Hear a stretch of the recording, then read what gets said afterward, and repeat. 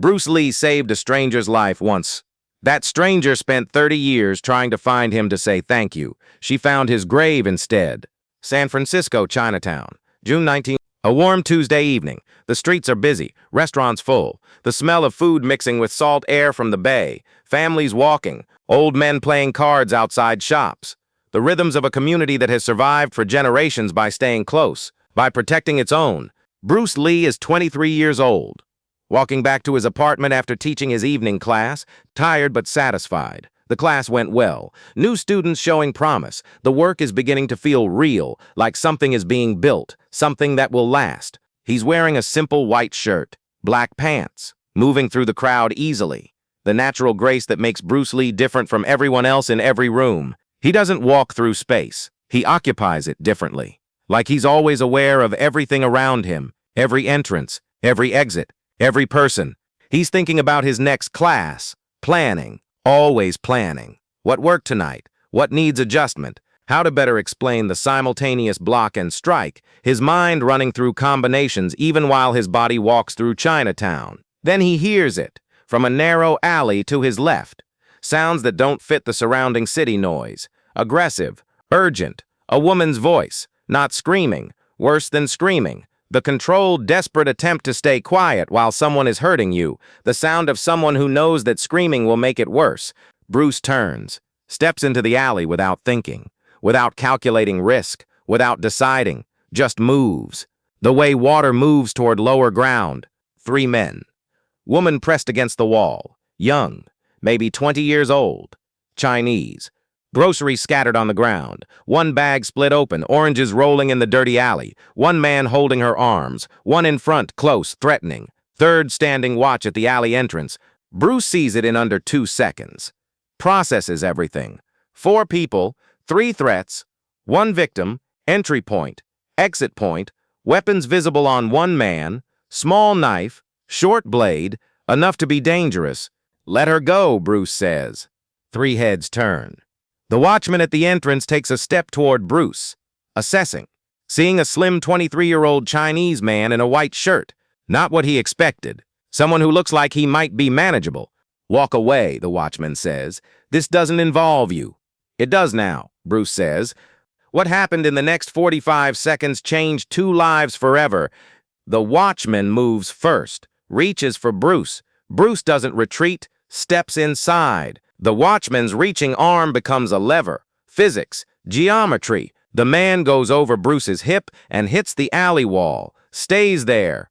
The man holding the woman releases her, comes toward Bruce, bigger, more confident. Bruce reads his movement, angles, changes position. What looks like retreating is actually setting up the angle. The man commits to a strike. Bruce is no longer where the strike is going. Counter, clean. The man sits down hard, doesn't get up. The third man with the knife. This is the dangerous moment. Knife changes everything. Changes distances, changes timing, changes what's possible. Bruce doesn't charge the knife, moves laterally, keeps moving. The knife can't track him properly. The man slashes.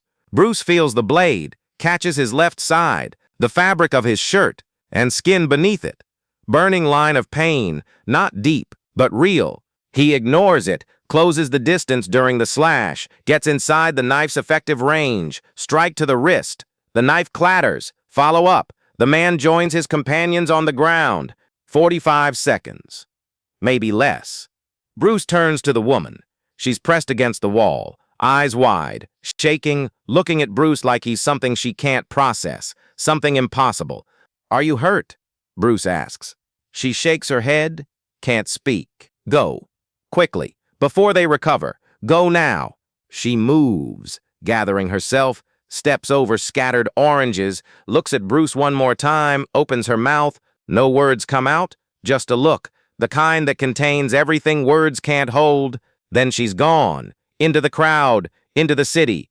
Bruce stands in the alley, the 3 men starting to stir. He leaves, walks back to the street, into the normal flow of Chinatown, like he just stopped to check the time, like nothing happened. He walks half a block, then stops, reaches under his shirt.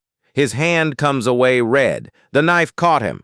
Left side, 3 inches, not deep, but bleeding. He needs to address this. He goes home. Linda isn't there yet. He cleans the wound himself, bandages it, changes his shirt, puts the white shirt with the knife cut in the trash. When Linda comes home, he doesn't mention it. When students ask about the faint stiffness in his movement over the following weeks, he says training accident. Nobody questions it. He never reports the incident to police, never looks for the woman, never expects anything from it. He helped someone. She got away. That's complete. That's enough. He doesn't need acknowledgement or thanks or the story to continue. He forgets about it, or tries to. The way you forget a dream, the details blur. The woman's face, the scattered oranges, the burning line of the knife. These things fade into the general accumulation of days. He moves on, teaches, trains, builds, gets married, has children, makes films, becomes Bruce Lee. The scar stays. 3 inches. Left side. It's in all his films. Every shirtless scene, viewers assume it's from training, some kind of legitimate martial arts injury. It never occurs to anyone that it's from an alley in Chinatown, from a stranger he helped and never saw again. The woman's name is Mei-Ling Chen. She's 20 years old when it happens, a student, working part-time in a restaurant, walking home with groceries for her family, in the wrong place at the wrong time, until a stranger in a white shirt appears. Mei-Ling never forgets. Can't forget. The night stayed with her the way only certain nights do. The nights that divide your life into before and after.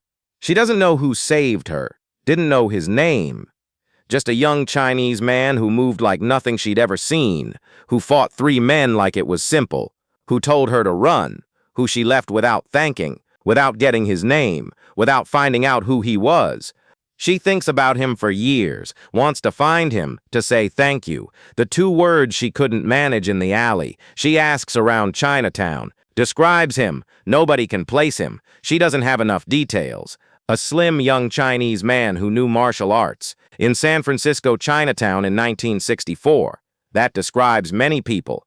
Mei-Ling finishes her degree, becomes a nurse, works in public health, marries, has children, lives a full life, the kind of full life she might not have had if a stranger hadn't stepped into an alley one June evening. She never stops looking, never stops asking, never forgets the debt she owes. A thank you that needs to be delivered, a name she needs to know, a face she needs to see one more time. Mei-Ling is watching television with her husband, a show called The Green Hornet. She's not particularly interested. Her husband put it on. She's half watching, half doing something else. Then a scene. The sidekick, Kato, moving through a fight. Fast, impossibly fast, like nothing she's ever seen, except once, in an alley in Chinatown. Mei-Ling sits up, stares at the screen, her heart doing something strange. What's this show? She asks her husband. The Green Hornet. You know it. The fighter. The sidekick. Who is he? Her husband looks at the credits. Bruce Lee. Why? The name she's been looking for. 3 years. Bruce Lee. The man who saved her in 1964 is Bruce Lee. Mei-Ling watches the rest of the episode barely breathing, watching his movements, recognizing them. Yes, this is him. She's certain. The way he occupies space, the efficiency, the grace, the same man. She wants to contact him, write to the studio, find his address, say thank you, finally, 3 years late, but say it. She writes a letter to the studio explaining who she is, what happened, asking them to forward it to Bruce Lee. She doesn't expect a response, doesn't even know if the letter will reach him. The letter reaches the studio, gets filed with fan mail. Bruce Lee receives thousands of letters. Most go unanswered, but someone on his team reads them, and this one is different. Not a fan letter, a specific story, a specific date, a specific alley. Bruce reads it. The alley comes back. The woman with scattered oranges, the knife catching his side. He didn't forget, just filed it away. Under things that happened, under things that didn't need to continue. But now it's continuing. 30 years after, Bruce writes back. Short letter. Acknowledging that yes, he remembers the alley. He's glad she's safe. He's glad her life went well. He hopes she's happy. He doesn't make it more than it was. A moment. A choice. A thing that needed doing. Mei-Ling receives the letter, cries for an hour, then writes back. Longer this time, telling him what that night meant, how it changed her, how the knowledge that strangers will step into dark alleys for you changes how you see humanity, how she became a nurse partly because of it, because she wanted to do for others what he did for her, to step in, to help, without expectation. They correspond. Briefly, a few letters. Bruce answers when he can. His life is increasingly chaotic in the early 1970s. Films, promotion, planning. The letters from Mei-Ling are quiet moments in the noise. Simple human connection. The last letter Mei-Ling receives from Bruce is dated June 9th, a month before he dies. Brief. He's clearly busy, distracted. But he writes, tells her about Game of Death, about his plans, about Brandon and Shannon, about Linda. Then he dies. July 20th, 1973. Mei-Ling sees it on the news, sits very still for a very long time. She never got to say thank you in person, never got to look him in the eye and say the words she couldn't manage in the alley, never got to show him what her life became, how far those 45 seconds reached, how many patients she treated, how many lives her work touched, because she was a stranger who became a nurse, because a stranger stepped into an alley. She keeps his letters, treasures them, shows them to her children, tells them the story. This man changed my life, and I changed other lives because of it, and those lives changed others. That's what one moment of courage does. It ripples forward forever. In 1975, Mei-Ling travels to Seattle. Bruce Lee is buried in Lakeview Cemetery. She stands at his grave, finally, the thank you she couldn't say in 1964. The words that took 11 years and a cemetery to deliver. She talks to him, tells him who she is, what happened after the alley, her nursing career, her family, the patients she helped. The lives she thinks are different because she lived, because he stepped in. Thank you, she finally says, the two words she needed to say since June 9th. She leaves oranges on his grave. The scattered oranges from that alley, the image that stayed with her for 30 years, a small tribute, a private symbol, something only she and the grave understand. The cemetery groundskeeper notices the oranges, doesn't know what they mean, just notes them. Unusual, not flowers, oranges. Mei-Ling comes back every few years, always leaves oranges. Her children come with her after she tells them the story. Her grandchildren eventually. Each generation hearing about the man in the white shirt, the stranger who stepped in. Mei-Ling is 56. Her granddaughter asks her, "Grandma, why do you bring oranges?" Mei-Ling tells the story. The alley. The three men, the stranger, the oranges rolling in the dirt, the two words she never said. Did you ever thank him? At his grave, Mei-Ling says 11 years late, but I thanked him. Do you think he heard? Mei-Ling looks at her granddaughter, then at the grave, then at the city beyond the cemetery, at all the lives Bruce Lee touched, students he taught, films he made, philosophy he shared, generations of people who trained because of him, thought because of him, were braver because of him. I think he hears everything, Mei-Ling says. He always did. Shannon Lee hears about Mei-Ling from the cemetery groundskeeper, who noticed the oranges year after year, who eventually asked, who tracked down Shannon to tell her. Shannon reaches out to Mei-Ling.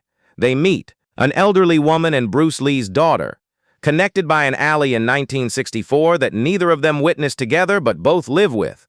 Mei-Ling tells Shannon everything. The alley, the men, the knife she didn't know about until Shannon tells her. The scar in all the films. Shannon is quiet for a long time. I always wondered about that scar. He never talked about it. I didn't know it was from that night, Mei-Ling says. I didn't know he was hurt. He wouldn't tell anyone. That was my father. He helped. He didn't talk about it. Didn't make himself the hero. Just helped and moved on. But he was the hero. Yes, Shannon says. He was. They sit together for a while. Two women connected by a man neither of them has any more. By an alley by oranges on a grave. By the ripples of one moment of courage that reached across decades. The woman Bruce Lee never forgot. Who never forgot him. Who spent 30 years looking for the man who saved her. Who found his grave instead of his face. Who left oranges instead of words, who finally said thank you to a headstone, and whose entire life and the lives she touched as a nurse and the lives those patients touched trace back to 45 seconds in a Chinatown alley. One man, one choice, one moment, rippling forward, forever. Bruce Lee didn't save Mei-Ling's life because he was a martial artist. He saved it because he heard something wrong and moved toward it instead of away. That's it. That's the whole lesson. Not philosophy, not technique, not discipline. Just this. When you hear something wrong, move toward it, not away. Toward. Bruce Lee did that. In an alley, with 3 men and a knife. Because a stranger needed help and he was there. The rest is ripples.